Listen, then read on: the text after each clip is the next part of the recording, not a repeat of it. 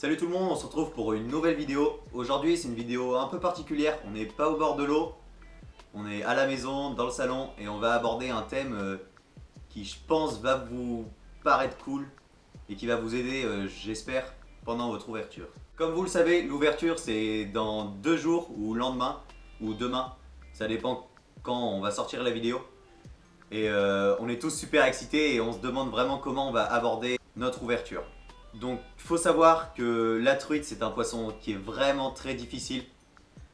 Et il y a de nombreux facteurs qui peuvent rentrer en jeu et qui vont vous faire réussir ou non votre partie de pêche. Dans cette vidéo on va aborder plusieurs points. On va commencer par la taille de la rivière, la profondeur d'eau, la turbidité, la couleur des leurres en fonction de la truite, les vibrations, l'odorat. Donc on a vraiment beaucoup de points à aborder ensemble. Donc la taille de la rivière, effectivement c'est quelque chose de très important. Et vous vous doutez bien que en fonction de la taille de votre rivière, le poisson fourrage ne sera pas le même. Qu'est-ce que j'entends par poisson fourrage? Vous devez sûrement le savoir, le poisson fourrage c'est tous les petits poissons, comme les vairons, les goujons, tous ces petits poissons que la truite peut manger, ainsi que les autres carnassiers, mais là on se concentre sur la truite. Et du coup, on va s'adapter à la taille du poisson fourrage. Donc dans une grande rivière, par exemple, on va utiliser des poissons nageurs d'une taille assez conséquente. Donc ça va pas être du tout exagéré de sortir un poisson nageur, donc un PN de 6, 7, voire 9 cm pour les plus gros. Donc là je vous en montre un par exemple. On va pouvoir utiliser le pointeur SP. Donc par exemple c'est un très bon leurre je trouve. Donc c'est une assez grosse taille et à contrario dans un petit ruisseau où le poisson fourrage sera de petite taille, on va utiliser des leurres plus petits. Donc en comparaison, regardez je vous montre, hop, voilà. Donc comme on vient de le dire, le poisson fourrage c'est important, mais la pêche c'est quelque chose d'incertain, on le sait tous, donc n'hésitez pas quand même à changer de taille de leurre en fonction de la journée, peu importe si vous êtes en ruisseau ou en grande rivière, pour essayer de faire un maximum de poissons et puis pourquoi déclencher des touches sur des poissons plus gros. Donc voilà, la clé déjà dans un premier temps c'est d'adapter votre style de pêche à la taille de votre rivière. Ça passe aussi par la tresse ou le nylon que vous allez employer, par la canne, mais bon ça c'est un autre point que nous aborderons peut-être dans une autre vidéo. On va aborder maintenant quelque chose de très important également, c'est la profondeur de pêche. La profondeur de pêche, c'est la hauteur d'eau dans laquelle vous allez présenter votre leurre. Donc là on va être en début de saison, donc je dis début de saison c'est l'ouverture. On va avoir des eaux qui vont encore être assez froides et il faut savoir que les poissons sont apathiques, notamment les truites. Donc apathiques ça veut dire qu'ils se nourrissent pas beaucoup, ils sont un peu dans les vapes quoi. Comme nous, l'hiver on est moins joyeux, moins excité que l'été par exemple. Donc va falloir chercher les truites, je pense, c'est encore une fois pas du tout une science exacte, hein, mais dans les zones plus profondes, en pêchant plus lentement. C'est pour ça que à l'ouverture et pendant je pense le premier mois, voire je sais pas, en fonction des conditions on verra, on adaptera. Donc c'est pour ça que moi, personnellement, à mon ouverture, je pense privilégier les leurres souples. Donc avec des petites plombées légères parce que je vais pêcher dans des rivières de taille moyenne à peu près, mais où je sais qu'il y a des grosses fosses, donc des fosses à 2-3 mètres. Et je vais aller pêcher doucement le fond. Donc par exemple, on peut prendre le duckfin avec une petite tête plombée de 2 grammes pour aller dans les fosses, pêcher tout doucement. Un incontournable aussi, le black minnow en petite taille, moi je l'ai. Après le one up, voilà, tous ces leurres là. Le rock vibe, que les incontournables. Pour le troisième point, on va aborder la turbidité de l'eau. Donc qu'est-ce que j'entends par turbidité? En gros, la turbidité c'est la couleur de l'eau. En fonction de si votre couleur d'eau va être foncée ou claire, vous n'allez pas pêcher de la même manière et vous vous en doutez sûrement. Les poissons ne voient pas de la même manière quand l'eau est très claire que quand l'eau est foncée. Comme nous, quoi. Quand il y a du brouillard, on voit moins bien. Quand l'eau est foncée, quand l'eau est piquée et que les poissons ont du mal à voir, il y a d'autres facteurs qui vont rentrer en jeu. La truite, c'est un poisson vraiment qui est très intéressant et qui a une très bonne vue. La truite est assez myope, elle voit de près, mais elle peut vraiment s'attarder sur des détails qui sont insignifiants. Il faut savoir que la truite, c'est l'un des seuls poissons qui peut voir les nuances au sein d'une même couleur. Il y a de nombreux poissons qui voient les couleurs, en noir et blanc notamment, mais la truite, elle, voit aussi les nuances. Ordre, ce que la truite voit le mieux, c'est le rouge, ensuite le orange, puis le jaune.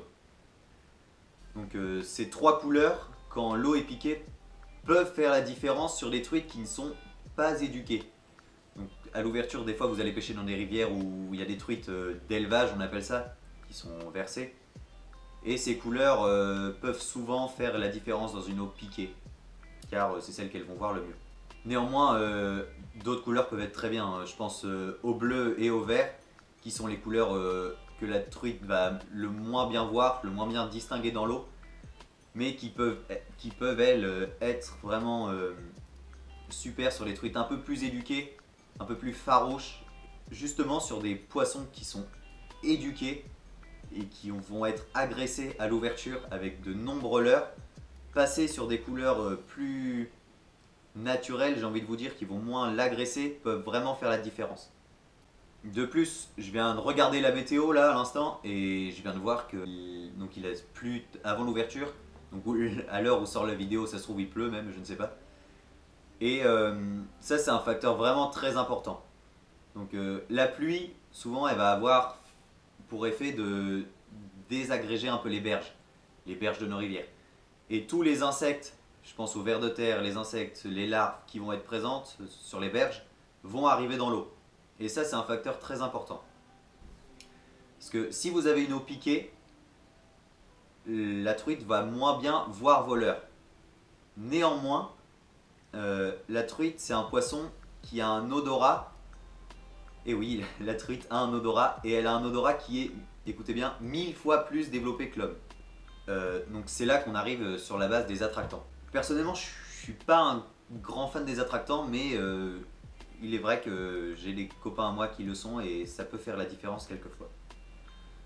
Donc les attractants peuvent être importants à l'ouverture, mais il faut savoir que les appâts naturels, je pense aux teignes, aux vers de farine, aux vers de terre, ont un odorat bien spécifique. C'est pour ça qu'un ver de terre qui va arriver dans l'eau, la truite, elle ne va peut-être pas le voir, pas l'entendre s'il n'émet pas de vibration, mais elle va le sentir.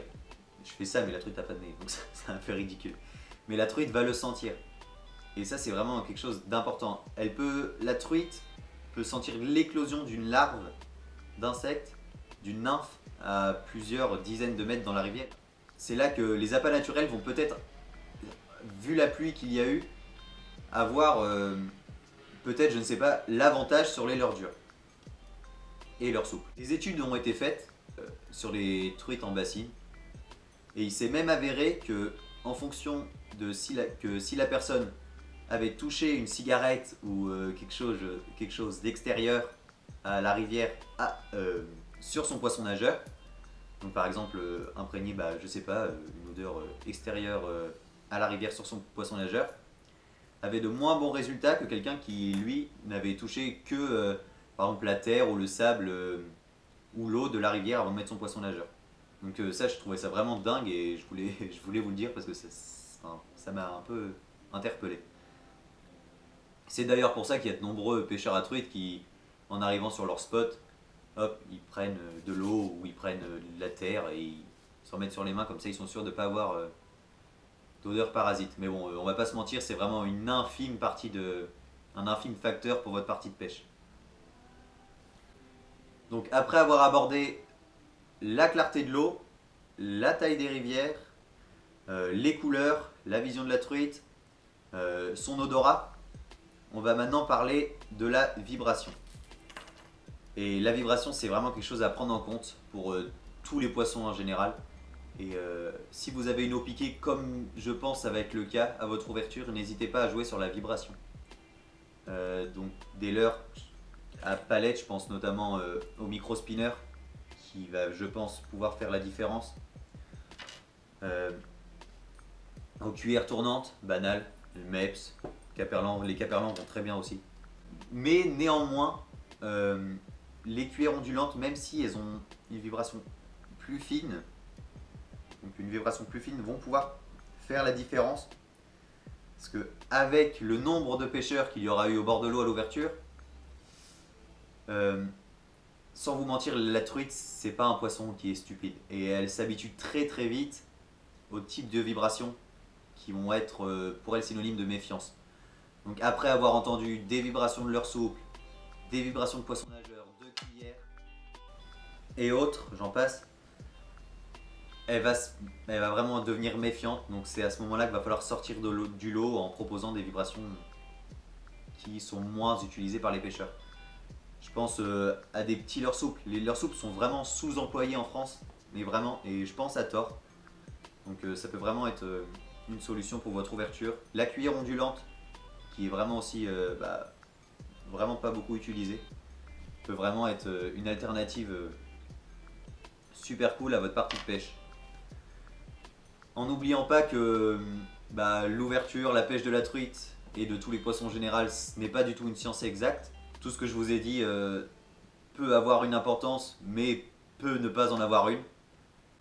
N'hésitez pas à nous dire quelles techniques de pêche ont marché pour votre ouverture.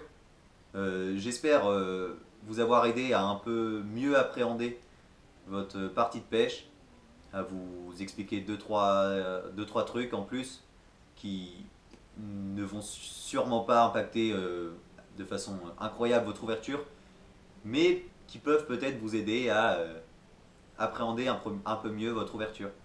Voilà, allez, salut la team!